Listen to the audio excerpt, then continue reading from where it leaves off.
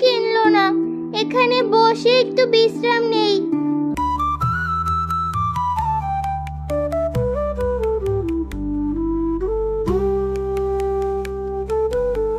বাবা, আজ 3 দিন ধইরা কিছু খাই নাই, আমারে কিছু সাহায্য করবা?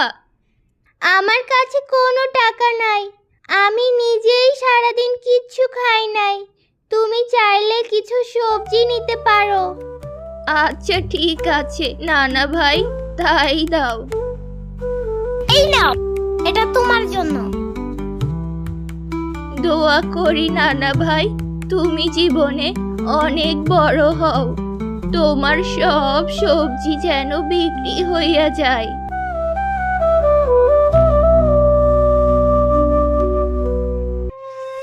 লতা, ভাবলাম আজ গাজরের হালুয়া বানাবো, কিন্তু বাজারে তো গাজর পেলাম না। এখন কি করি বলতো?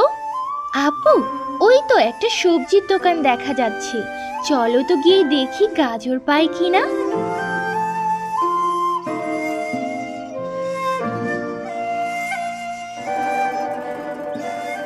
ওয়াও, গাজর তো দেখি খুবই টাটকা। তোমার দোকানের সবগুলো গাজর আমাকে দাও। এই নাও।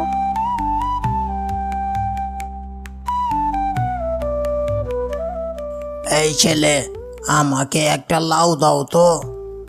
এই নাও।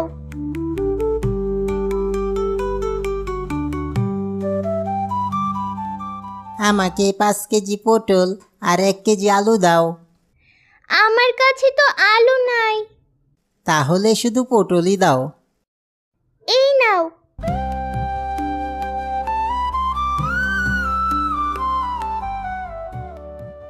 আমাকে তোমার দোকানের সবগুলো টমেটো দাও তো। এই নাও।